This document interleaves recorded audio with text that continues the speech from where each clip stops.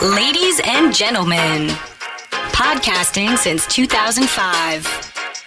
You're listening to Gamertag Radio with your host, podcaster Hall of Famer Danny Pena, the always opinionated Paris Lilly, and from outside of the norm, Peter Toledo. This is Gamertag Radio.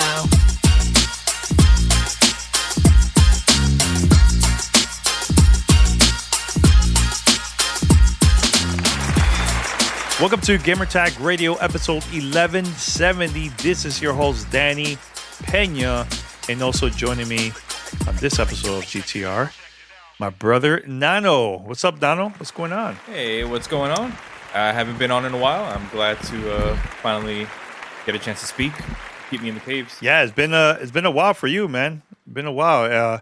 But we're gonna be talking about the new Nickelodeon game that just came out a couple weeks ago, man. So we're definitely going to be talking about that. Which version of the game do you have? You have all of them, right? Or just... I have it on several Xboxes for me and the kids, and I have it on the Switch as well. Ooh, Switch. But what...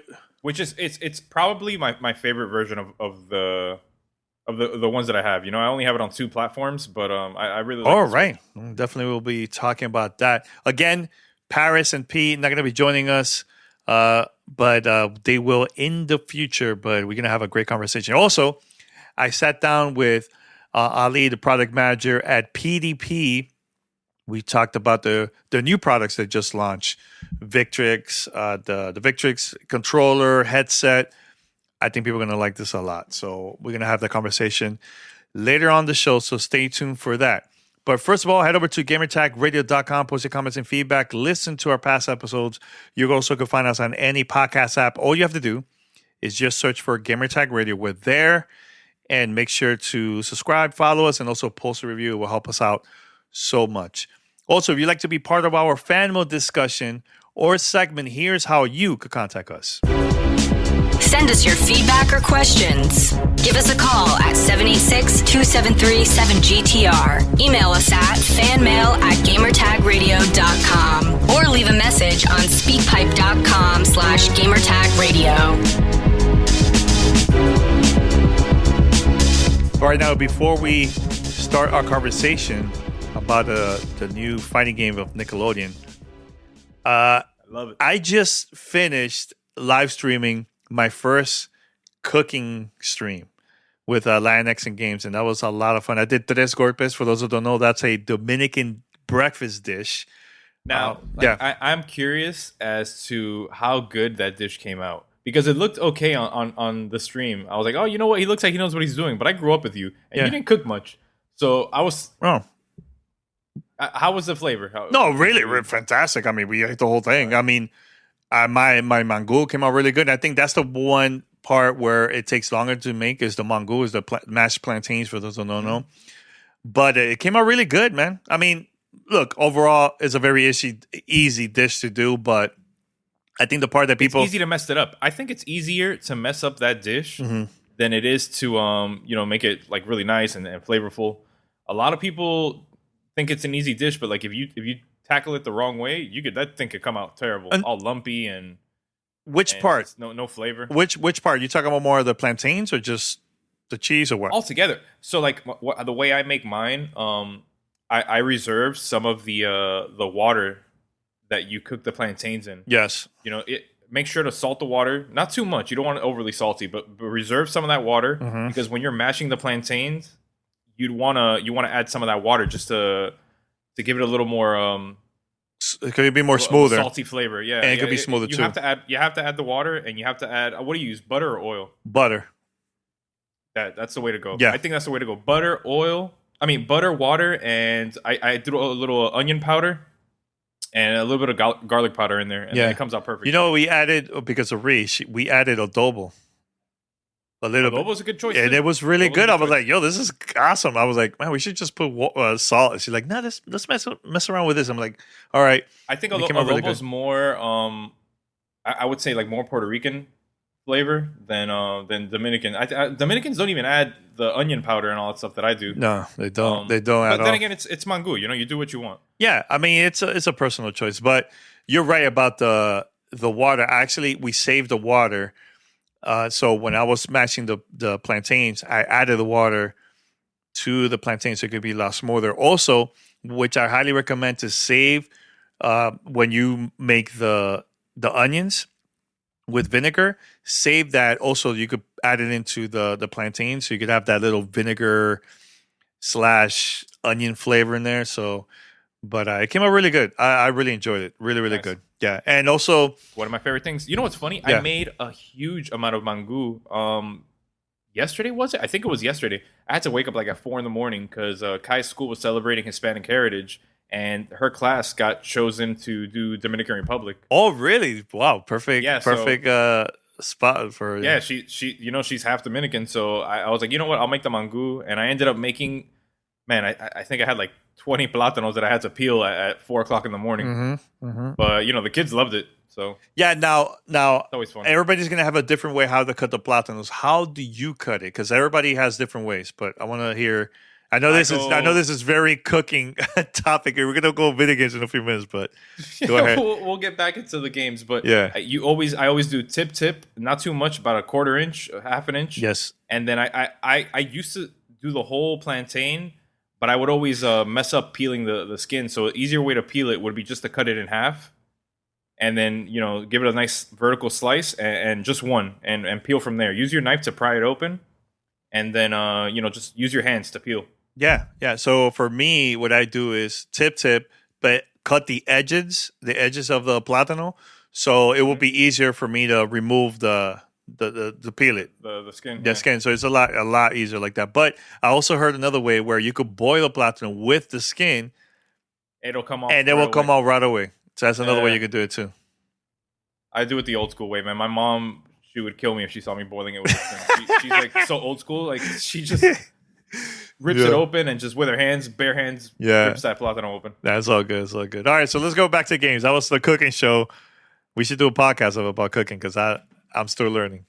Hey, I love cooking, so Nano's a really good cook. Make sure to hit him up that I am. for dishes, right? But Nano, let's talk about this new Nickelodeon game. What's the full name of this game? Nickelodeon All-Star Brawl. So people will compare this to Smash Brothers. How, before we go to about the overall game, how will you compare this to Smash Brothers? I mean, it's pretty much it's a clone copy of Smash Brothers, but in the same sense, it has its own personality because you get to play with your favorite Nickelodeon characters. Like, who doesn't want to play as SpongeBob or Patrick? Or you can go into other franchises. They have All Real Monsters, Ren and Stimpy. Mm-hmm. It's Airbender. They have so many classic Nickelodeon shows that it's a lot like Smash Brothers, but it's its own game. Like, I love it just because it's based off nostalgia, right? Mm-hmm. So like if you grew up watching Nickelodeon, which I'm sure most of us did, Yes. you're going to be attracted to this game right away. There's a ton of characters, each with their own unique levels, and they're like very good move lists. Like I think everybody has a decent amount of like unique moves that are specific to that character, and it's fun. It's very similar to Smash Brothers, but I think it holds its own. No, that's good. That's good. Now, who is your favorite characters that you use in this? I mean, I try to stay away from the top tier characters, but you play with what you want. Since I grew up with all these characters, so I like playing a little bit with everybody. But I think I lean more towards SpongeBob or like Cat Dog. Although I hate playing with them because everybody online picks these characters, so it really gives you a chance to like try new people out. I like Helga from Hey Arnold. Okay. She's the blonde girl with the pigtails. She's super fun. She's just a funny character, and I liked her in the cartoon when I used to watch it. Yeah. Why is it that do you think people are gonna play this right away? Is it because more of the nostalgia, or you think it's just the game overall is fun? Like, let's say someone that are not fans of the characters, do you think they still will have fun playing this? Yeah, it's what it is. It's you come into it and you see trailers and everything like, oh my god, it's another Smash Brothers emulator. It's a clone of this super popular franchise that we're all familiar with. they do it best. They have the best platform fighter. I agree. Mm-hmm. But Nickelodeon it's a really good game. Like the All Star Brawl is a really fun game. When you get into it, the online matches are smooth. Yeah. Everything is basically one-on-one online. They don't really let you play 4-player, aside from like when you're having like local battles. And I don't think you want to play this type of game with so many people online. It'll really like drag the frame rate down, and hopefully everybody has good internet, For which both, nobody ever does on the for Switch. both versions, the Switch and the and Xbox. I mainly played the Switch more than the Xbox, just because I wanted to test it out on handheld mode and see how the Switch netcode handled the game. Yeah. And it was overall it was pretty smooth. I don't think I had any more than like 1 or 2 bad experiences, Mm-hmm. and you can only blame that on like probably the other person's internet. You know, like you got to remember on the Switch you're mainly playing on Wi-Fi. Mm-hmm. But overall, like I had a great time online. I had clean, smooth matches. No real frame rate drop. Everybody kind of, you tend to fight the same person over and over again as far as characters. Mm-hmm. But again, it that leads you to pick new characters. You know, you want to play with Aang the Airbender. Nobody uses him that much online. You could play with April from Ninja Turtles. You could pick Leonardo himself. Mm-hmm. There's so many different characters that you could play with. It has a ton of replayability. Now, do they have voice or anything like in the cartoons? No, that's the worst thing of this game. I think if anything, if I had to, and I've been saying nothing but good things so far, the worst thing that this game has is the huge miss that they've made on just overall sound. I think voice acting was very much needed in this game. Mm-hmm. It kills me. Like, you have all these characters that their voices are so iconic. These characters are like, you hear SpongeBob's voice, you know instantly what it is. Yeah. Mm-hmm. They should have added those. I don't know if it was a money issue or maybe they didn't have the right funding to get the original voice actors to play a part, or maybe the game it just feels a little rushed. It could have taken a little more time to polish it a little better. But as far as like voice acting, huge miss. The soundtrack, a lot of these levels have it's like really repetitive music. Very generic music, or well, it seems like a loop, like a short loop. Mm-hmm. 8 seconds or maybe even less, like 10-second loops of just the same song over and over again. Mm-hmm. And I found myself half of the time, since I was playing on the Switch, I wouldn't even really use sound. Like I was on handheld mode, so I'd put the volume really low and I'd just enjoy the game for what it was, which is a really good fighter. It's really fun. The characters have great moves. Yeah. And for all I could say is, if you're a Nickelodeon fan, you're gonna love it. And if you're not, and you're just a platform fighter fan, this holds up. Yeah, I'm wondering why they didn't invest the money also to get some of the music from the cartoons and also voice acting. Like, could it be a budget issue, do you think, or more of like we have to release this on time or whatever? Like, could it be that too? I think they were trying to meet a deadline more than anything. Obviously, you wouldn't know unless you spoke to the publishers, which is I think Ludosity and Fair Play Labs. Yes. Mm-hmm. They work together on this game, so they'd be the only ones to answer that. But I really think it's a little bit of both. Like it could have been a money issue. Maybe the funding wasn't there. Yes, you're talking about a lot of big names and a lot of big cartoons. Mm-hmm. Getting the rights to that is tough. A lot tougher than I can imagine. Yeah.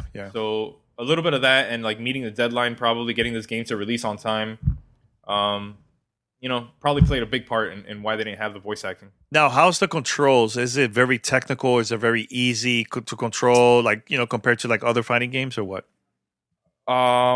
It's very simple. I think everybody has, if I can remember correctly, no more than like 15 to 20 moves, maybe like 18 to 20 moves per character. Very unique. Every character has their own unique move set. Mm-hmm.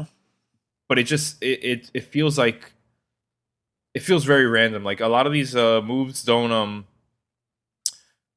Some of them are like, I say 18, but it's really because the same button that you press on the ground is different when you press it in the air. So you find yourself fighting on the ground a lot more, but there's a lot of air dashing. They added they have an old feature that used to be in the previous Smashes, where it was a wave dash, where you could kind of like while you're on the ground dash around the map and add more movement. So wave dashing is fun. That's not in the new Smash Brothers. They brought it back for this game. Yeah. But also like the menu screen for the characters. So like the move sets. When you go trying to look at some characters don't even have moves listed on their moveset. You just kind of figure it out when you're playing in the game, and it's frustrating because it's really good moves. The girl from Airbender, I can't remember her name. She's the Earthbender. Yes, that's She's from the second of the series. Yeah, so she has a move where I didn't even know until I started playing, because I go through all the movesets for any fighting game that I play. Where she could put like a platform as she's jumping. So like a dirt pile would a rock, should I say, would end up right below her, and she could stand on that platform and jump back on the stage. I didn't know that until like 5 or 10 games in. Yeah. And it's something that should have been on the move list, but it wasn't. So again, this game feels a little rushed, but what it does do well at is the combat, and I think that's what's going to win people over. Now, do you experience any major lags while playing this, like on online? Because here's the thing: a lot of fighting games, especially Smash, is very laggy online, man. Very, very laggy. So the experience makes it so like annoying. You know what I'm saying? I think a big part of that is Smash is only on the Switch, right? Yeah. So we all know the Nintendo and their online system is just, it doesn't hold up to PlayStation or Xbox Live. Yeah. But this game does a really good job of giving you a solid online experience. Again, because it's only restricting you to 1v1 on competitive, on just free play.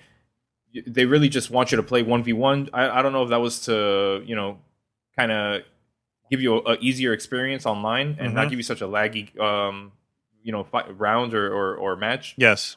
But they do. It's good. Like I haven't had any problems playing online. Now, is this like a full price game? Is this like $59.99, or is it cheaper, or what? I think this game is priced at $40, right? I think it's $39.99. I can double check right now and see how much it is. Yeah, we'll look it up right now. Yeah. But, it's priced fairly. Like it's not, $49.99. Well, I think they had it on sale actually for the first week it was out. That's why I was saying that. Oh, okay, okay. It's either way, $50. I think it's worth the game. Like if you're a fan of platform fighters, it's worth every penny. You're going to get your money's worth. It's fun, offline, online. It does a good job with like I said, their online play is fun. They did a good job where you don't really experience that usual lag that you get with other Nintendo games.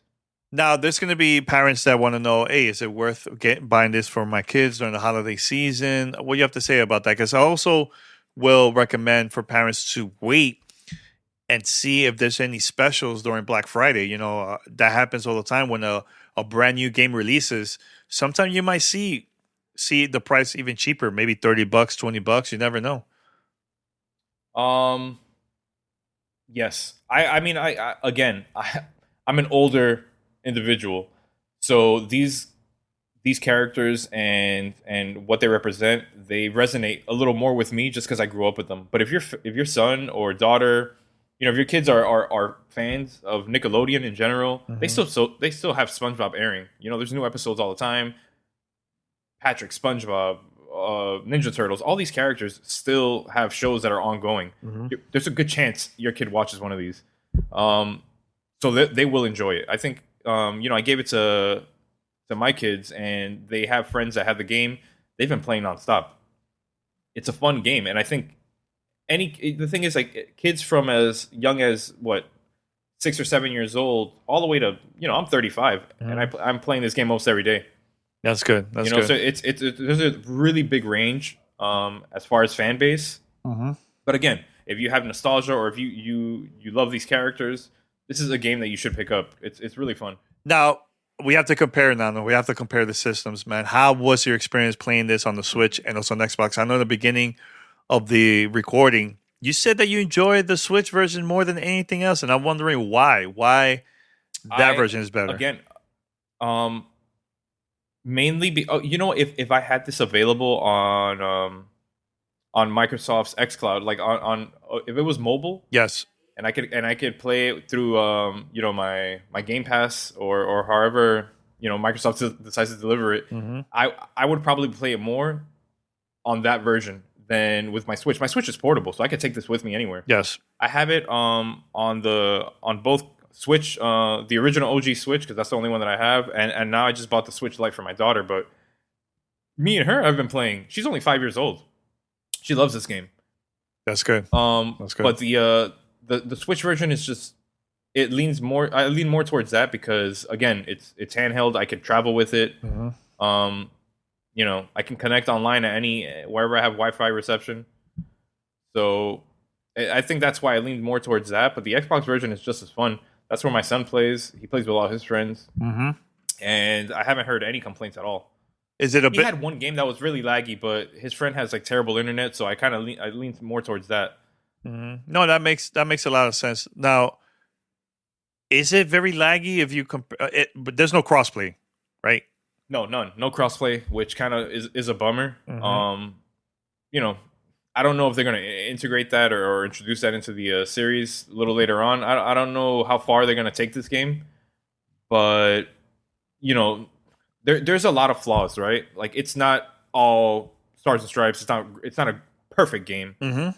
but Yeah. it hits the right benchmarks. It does what it's supposed to do in the categories that I would want personally. Yeah. Yeah. And I think it's a great game. I was going to ask you about the difference between Xbox version and Nintendo Switch when it comes to like online. How was that experience? Much smoother on the Xbox. It's I mean, again, I'm talking about, like, my house is all my Xboxes are hardwired. Yeah. You know, we all have Mm-hmm. a direct connection. I don't really mess with wireless Yeah. Yeah. anymore, except for my Switch. Mm-hmm.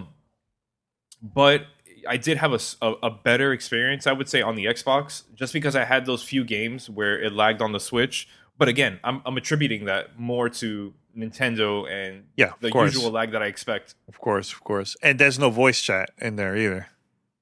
None. It's a bummer, you know. Like, there's so much that Nintendo could do to catch up to where Xbox Live and PlayStation are. Mm-hmm. As far as online goes. But you know, they are who they are, and you take what they give you. Yeah. If you have to say, as a fan of fighting games, one thing that you would love for this to change if they do a part 2, what was something? Oh, what man. will be one major issue that you have with this game that you would love for them to add this in the next game? Definitely don't miss out on the ability to introduce the voice actors to this game, because, like, I think that, I mean, you don't even get anything in the game. Like, you get zero sound. Like, it's not the characters that they look like the characters you love, Mhm. but they don't sound like them. You know, like, it's just, there's that element that's missing to make this game perfect, in my opinion. You know, music could be better. I think the level design is fun, but you know, I wish there was more. I don't want to compare it to Smash because Smash has so much polish. It's such a perfect platform fighter that, like, it's unfair to compare this game to that. Although they should have held that as their you know, like, that this is what we're aiming to be. But I think Nickelodeon All-Star Brawl, like, if they do get a second release or even a major update, I'd want to see a few more like mini games added to the game, just something that's significant, like more attributing to, like, the characters themselves, like have fun mini games in it. Like, Smash has so much available Yeah. Mm-hmm. that you could play that game for hours on hours, for days, for, you know, years nonstop, and there's new things to experience all the time. This game, it's mainly meant for combat. Like, if you're not fighting, Mm-hmm. there's not much else to do. Yeah, and you know what? One thing that I love about every other fighting game, the music and the voice, adding that to the level that you play, depending what level that you play, right? It changes the experience and it hypes you up, and so I feel like they missed a lot of the things in there, And when you play the game, you just want to fight. You're not really care much about that experience that you would get from other fighting games, right? Because it's missing so much stuff in the game, right? Yeah, there's not much depth in the game aside from like a really good fighter. Like that's what it's great at. Like if you take it for that aspect alone, this game does what it's great. You know, like I think it's fun, a huge combo system. Like I haven't even really dived as deep as I wanted to as far as like certain characters and how much I want to practice with them. But there's a lot of good players online. Really? That's good. That's good to hear. Like a ton of people are taking this like a lot more serious than I thought they would. But it's because it's such a good game. Like it's a really good fighting game. Other than that, you know, if you're not into the platform fighters or like fighting games in general, this game might not be your forte. I see what you're saying. I see. All right. Anything else, Nano? Anything else before we wrap the review up? No, just I'm enjoying it. Nickelodeon All-Star Brawl, super fun. I recommend getting it, you know, for yourself or your kids. It's fun to play at home, even if you're not into competitive fighting. Although competitively online, really fun. A lot of good competition out there, and a lot more people playing it than I thought they would. But even if you're just gonna play at home and enjoy it with friends and family, it's still, I think it's worth every penny. No, that's good. That's good to hear. And you know what, Nano? I'm actually, I'm going to try this out. Let's see. You know, we'll probably play online. We'll see. We'll figure it out. But that's good that you liked it. You know, and it got some decent reviews. It's not, the game is not bad. It's just could have been better. That's like it could have been better. Yeah. It's. But you know what? How much did you really expect when it was announced to up to release? What did you really expect out of this game? Like you were just like, oh my god, another Smash emulator or whatever. But then when I got to play it, I was like, hey, wait a second, this is a good game. Yeah. That's good. That's good. All right, Nano. It was surprising, pleasantly surprised. Now, in a couple of weeks, Nano, I want us to get together because it's going to be the 20th anniversary of the event that we went to where we got to play Xbox for the first time. We been a huge fan of Nintendo. We already knew about PlayStation, you know, during that time. We were still pretty upset that Dreamcast, you know, oh my god, they stopped the production of the consoles, and you know, so we had to move on, etc. You know, GameCube was coming out. Darkest moment of my life.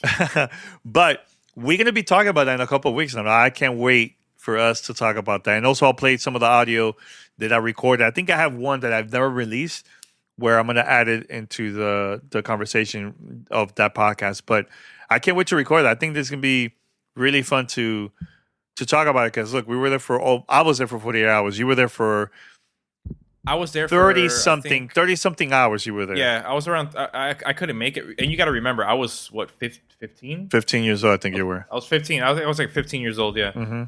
So I was. It was I skipped school to go to this event. Well, my mom was like already. I don't want to talk about it now. We want to save that for the next one. Oh no. Well, I'm just saying, like everything that led up to that moment was.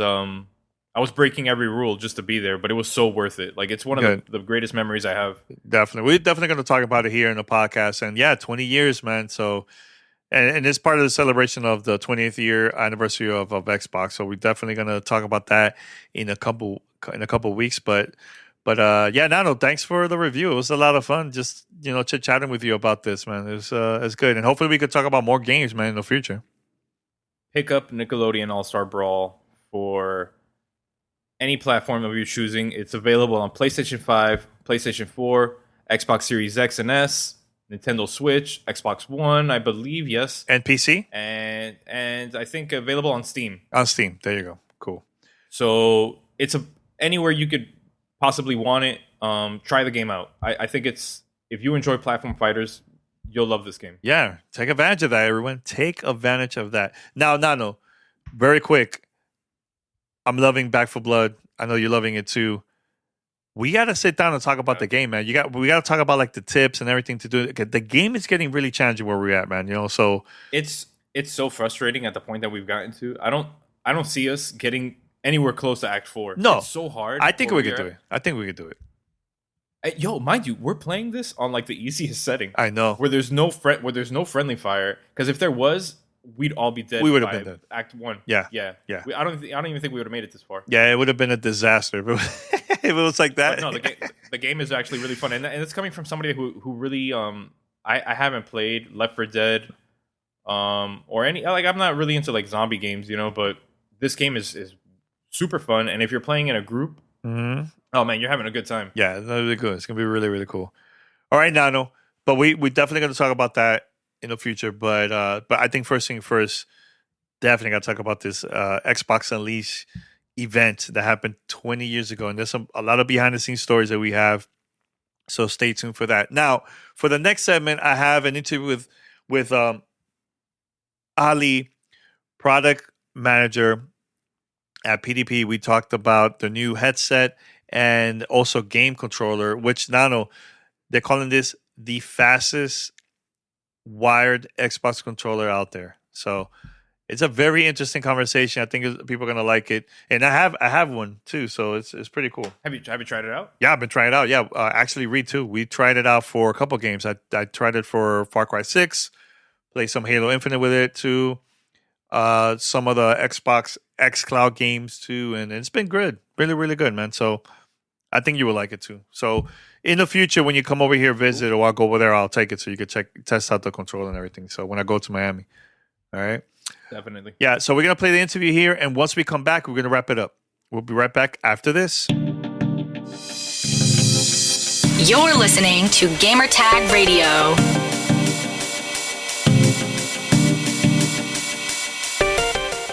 All right, Gamertag Radio listeners, let's talk about our sponsor, Raid Shadow Legends. This is a totally free game that is out right now for Google Play Store and also iOS devices. Plus, for the PC, totally for free. Are you into turn-based role-playing game like me or games on the go? I think this is the perfect time for you guys to check out this game. And guess what? You could also support Gamertag Radio. This is how you do it. Download the game right now and use our code GamerTagRaid. That's GamerTagRaid, all in one word, to receive an amazing welcome bonus. Plus, maybe you'll see me online. We'll battle out in the PvP arena where you can fight not only me, but also fight against other players online. Plus, you will see an amazing next generation mobile gaming graphics and over 400 champions. There are billions of possible builds and teams for different play modes. Once you download this, let me know your thoughts on Discord, and also let's play online. So go right now, download this game, Raid Shadow Legends, for free in the App Store, Google Play Store, and also for the PC, and use our code GamerTagRaid to receive an amazing welcome bonus. Once again, that's GamerTagRaid, that's RAID, all in one word, to receive an amazing welcome bonus. Hope to see you guys online, and thanks to Raid Shadow Legends for sponsoring this episode of Gamertag Radio. This is Gamertag Radio. Voicemail at 786-2737-GTR.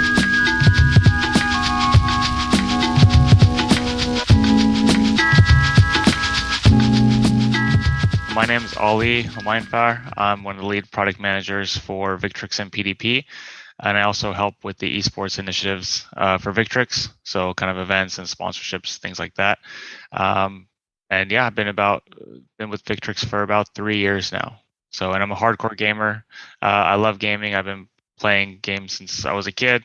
Since Nintendo, and playing in the arcades in the 90s. And then in 2009, I started competing a little bit more in tournaments like Evo when Street Fighter 4 came out. So. All right, Street Fighter 4. What was your favorite character in that one? So Cammy was my main character in Street Fighter 4. Mm-hmm. Her dive kick was a lot of fun. Her Tiger Knee dive kicks. So. Awesome. That's good to hear. Good to hear, man. Yeah, I have my brother. He's really into fighting games too, man. So I told him about the controller you guys announced. He's very excited about it, man. Very, very excited. What you can tell us about the new controller and also the new headset you guys just announced recently? Yeah, sure. So we did announce a new line called our Gambit line. So we do have a Gambit controller and a Gambit headset. Two really cool features that they both share is Dolby Atmos. So we have Dolby Atmos integrated in both the controller and the headset. The controller overall is is amazing. For under $100, you get a ton of cool features. You get the back paddles, the hair triggers, 14 swallowable components, and obviously a huge speed advantage, which we market heavily about.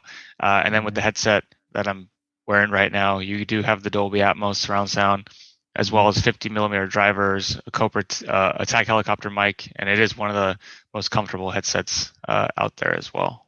Yeah, I know you guys called the controller the world's fastest Xbox controller. So for those that don't know, why is this the fastest Xbox controller? Yeah, so we market as the world's fastest licensed Xbox controller out there. We've just done a ton of testing ourselves, and then we also spend a ton of money going to a third party lab, very credible lab, NTS, to do our testing as well and verify that we are fastest, because speed is very important, especially in any game. In a shooter game, you have that 50-50 situation where whoever gets the first shot typically wins. Also in fighting games, you have 50-50 scenarios where you both might throw the same kind of move at the same time, and whoever gets that counter hit gets the hit, gets the win. So speed is a huge thing, especially in competitive play. So that was one of the things we really wanted to make sure that we had as far as feature set for the controller. Yeah, I was playing a couple games at Apex. I tried also some cloud gaming through the Xbox console. Smooth, everything has been good, man. Really, really good. And also Hades, which is a very challenging game, and this was like the perfect controller for that, man. So I had a good time with it, man. Really, really good. Yeah, glad you enjoyed it. Yeah. So was this designed for just the average gamer or more for esports players?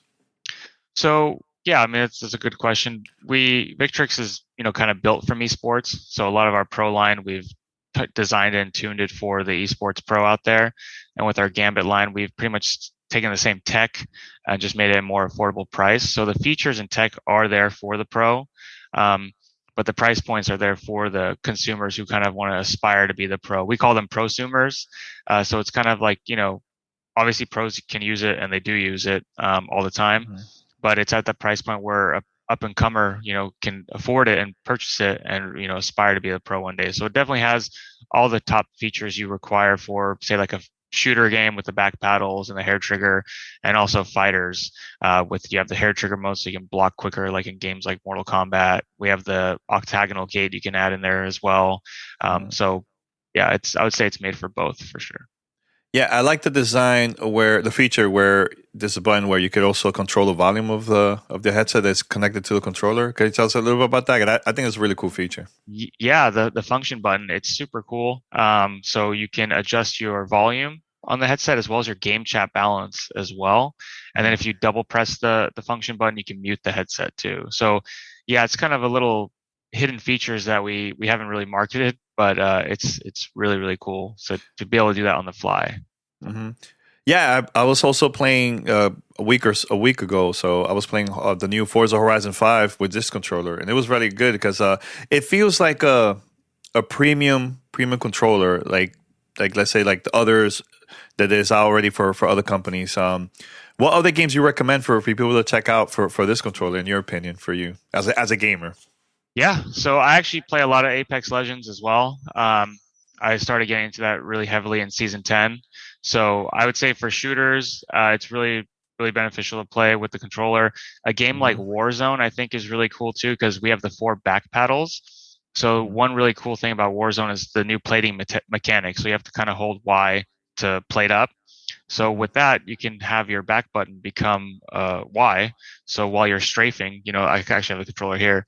So obviously you have your thumbs on the thumbsticks. The right one's more for kind of strafing. So you run, with the left, and then you kind of go side to side with the right. Now, so when you're getting shot at, you can keep your movement going while holding the back button to plate up, as opposed to like getting your thumb off of it and holding Y. So you'd basically be running in a straight line and you get shot and killed pretty easily. So that's really good. I like it for Mortal Kombat as well. For Mortal Kombat 11, there's a mechanic called flawless blocking. So you basically have to hold the right trigger to block, and it's a one frame kind of move to do the flawless block. With us, since you have kind of the hair trigger, it's a really quick button there. So your window kind of expands. So it's a lot easier to do harder execution moves like that. So Yeah. See, that feature, I really didn't use it that much because I was comfortable with just letting it loose all the way. hmm Is this something that you always do, that you always lock it in a certain, depending on the game that you play to, or you like that with every other game? Yeah, for the most part, I keep it on hair trigger mode just because I play a lot of shooters. And then, like I said, when I play Mortal Kombat, I want to block as quick as I can. But for other games, like race car games and stuff, it is cool to have it in different levels. And that's what's cool with the controller. You hold the clutch button and you can kind of depress it to any length you want, and then that value still stays. So, like with the car example, you could have it at 50% travel, but you're still going to get 100% gas in in the Forza game, as opposed to other controllers where if you're at 50% on the trigger, you might only get 50% throttle, but we still have a 0 to 100 output on our trigger system. It knows, even though you're at a new hardware setting, that it still should retain 0 to 100 value. So it's pretty cool. Yeah, when you guys were designing both the headset and the controller, was there something that you were trying to get more opinions from like the average gamer or esports players while designing this, or was there any major changes to while designing these two products? I don't know if there's any major changes, but we did get a ton of feedback, and we did a lot of focus groups with pro players and average players too. I like to get feedback from both, just because you get a ton of diversity in your responses and what people are looking for. Things that pros are looking for might not be what consumers are looking for, stuff like that. But I think some of the cool things is the ergonomics. That's one thing we don't really talk most about, but that was one heavily R&D thing we did. It just fits super flush in your hand when you hold the controller. That's one thing a lot of people notice, even the casuals, which was cool because they find, some of the casual gamers find stuff that's less technical. And that was one of the things they really liked, is how ergonomic it is in your hands. So yeah, I wouldn't say we changed too much, but we definitely did a ton of R&D with our focus groups. Yeah, and what about the headset? Because there's sometimes while you're playing and you have your controller and the headset, it might feel heavy after a while, and it's really uncomfortable. Yeah. Was that something too that you guys were focusing on, or just have it as comfortable as possible for those that are streamers, using it for like a long time, or pro players, casual gamers? Yeah, so we actually did a lot of focus groups with that as well, and we asked them, what do you look for in a headset? What's your main feature? And a lot of people think it might be sound, but it's actually comfort. And that makes sense because, if you're streaming all day, 8 hours a day, you want it to be comfortable. And when you're in a tournament as well, you're, competing all day long. So we definitely took that in account. So we have things like the clamp force, the depth of the ear cushions, the cavity of the of the acoustic cavity of the headset. So there's little things like that you want to get the spacing right, because say your ear cartilage, if it's rubbing on that cavity over time, like within an hour, it'll cause a lot of irritation because it's a very sensitive part of your ear or your body. So we definitely took all that in consideration, as well as weight. It only weighs 301 grams as well, so it's super lightweight as well. Yeah, some people might ask, "Hey, why the controller is not wireless? Why is wired?"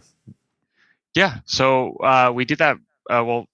First party also for Microsoft. You have to have a wired controller for first party Microsoft as well, but it's also a speed advantage. This is when you're wired, you're obviously a little bit more faster than when you're wireless. And then when you go to compete in tournaments, you have to have a wired connection as well. So for us, it was easy decision on that one. Yeah. Do you see doing something like this for other consoles? PS5, Nintendo Switch.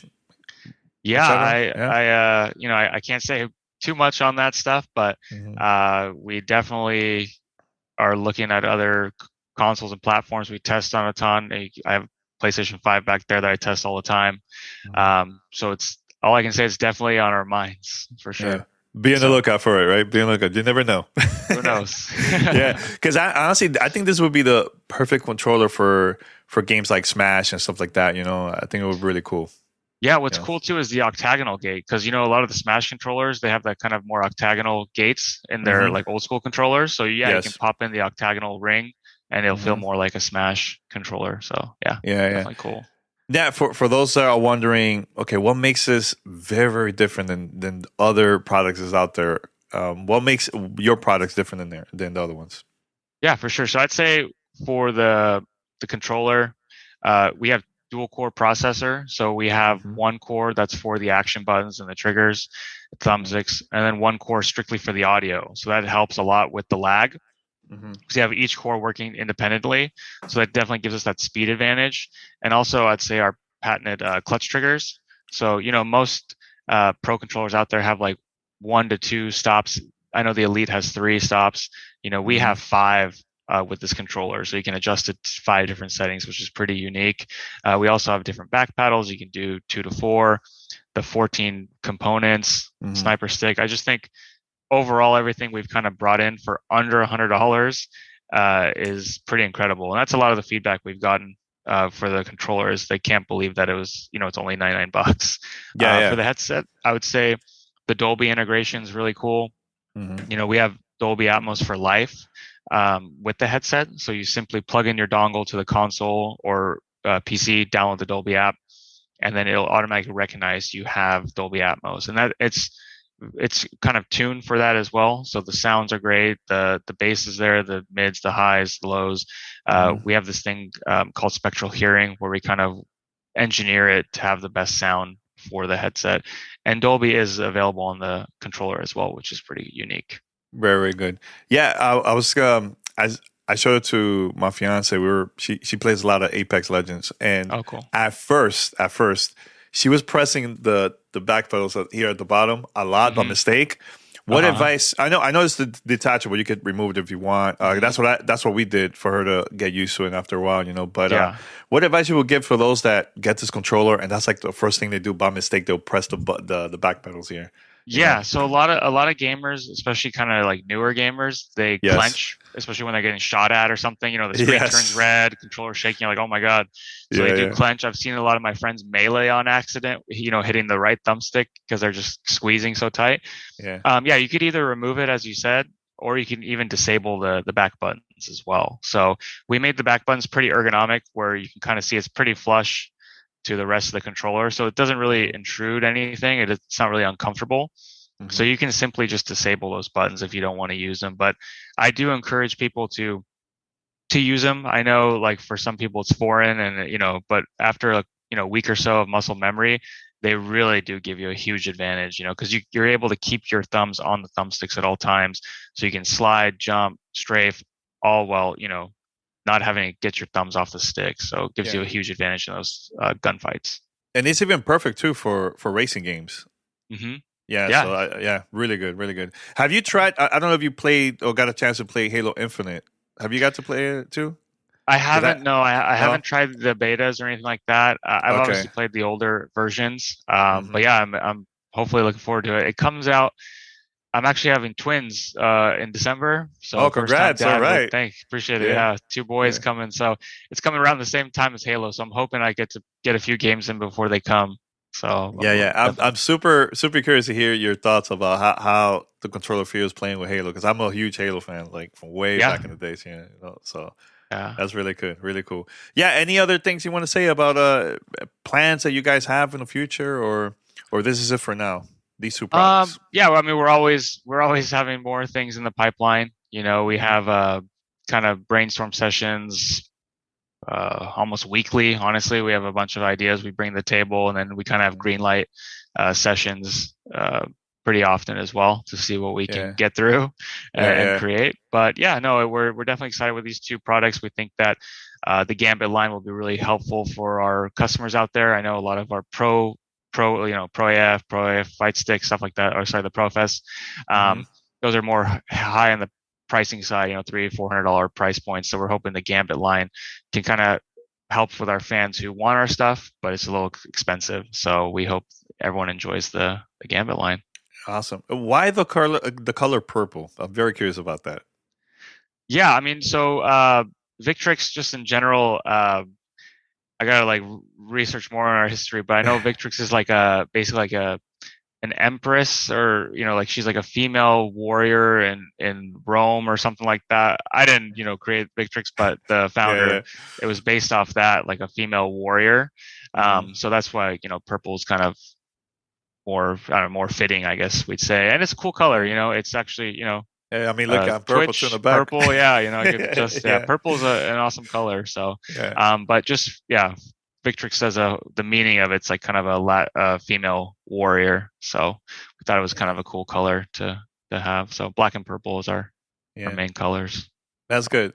Now, my question to you before we wrap it up, once you guys announce this and now content creators also receive these products to talk about on their platform, have you been looking around, you and your team, to see what the reaction from people, what they're saying about the products, and how's it been for you guys? Because I know it is hard while working on a product for a while, and you're like, oh, I don't know how people are going to react to it, So how was it when you guys? Yeah, no, it's funny you said that because we were, me and Trevor, one of my main partner on the projects, when we were launching, we're like, oh man, like we got to read the reviews. Hopefully people like it. I was super nervous, but luckily everything's been really positive so far.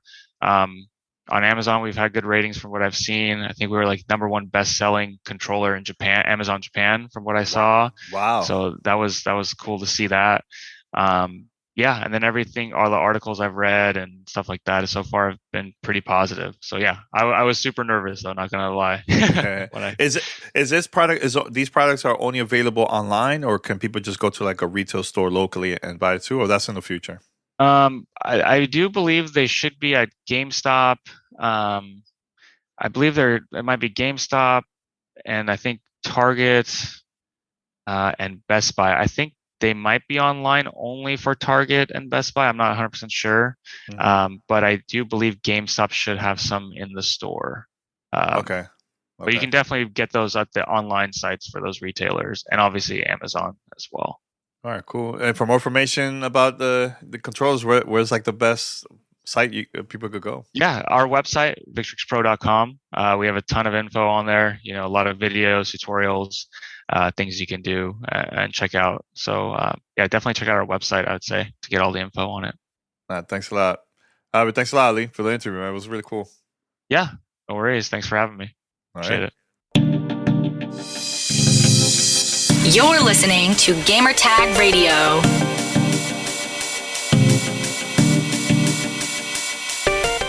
All right, Nano, that was an interview. We're gonna wrap it up here, man. Thank you so much, man, for recording this, man. So it was a lot of fun. Yep. Again, loving the game. All right. Thank you for letting me play it and having me on. I love talking about video games. Definitely, man. We gotta get you more codes so you could try out some different games. So we'll see, because there's a lot of big games coming out this holiday season. There's a lot. Halo Infinite. I know I'll be honest with you. Yeah, once Halo comes out, I don't know if I'm gonna play anything else. That's it. You're done. It's a wrap. Yeah, I'm locked down for a while. All right. Now I understand. Now, are you gonna play the campaign, or are you gonna strictly go with the multiplayer and that's it? I'll be honest with you. I have a tradition of never playing the campaign for at least a week. I grind multiplayer as hard as I can. I mean, but you know me. I'm a tournament guy. Like I like going to events. Yeah. I'm considering going to the first major HCS event in Raleigh, North Carolina. Oh, really? You're gonna try to go to that? Maybe if I can get the team that I want to go, then I'll show my face. Wait. So you're doing this to compete? I'm gonna compete. I'm gonna compete. Yeah. Wow. I'm probably gonna compete. I'm only gonna give it one or two shots. But I'm impressed. I was not expecting that. So you're gonna take. Hey, baby. So this is your retirement, just one more time. I'm coming out of retirement. It might be like Jordan when he came back to the to the Wizards and he was terrible. Yeah. But I'm gonna go out there. That's good. I just wanna, it's a good feeling. Like I don't think there's any game that does that gives you that competitive feeling, like Halo. Halo's one of the original, probably the first game that I played competitively, aside from like Street Fighter and stuff like that. Yeah. But like as first-person shooter, and on Xbox especially, that's a game that like I met the majority of my friends through. I mean, the closest maybe Apex. Apex is really good, but I never played that competitively. Like I'm not even close to the to how good those people are. Halo, I could keep up. So. Okay, all right.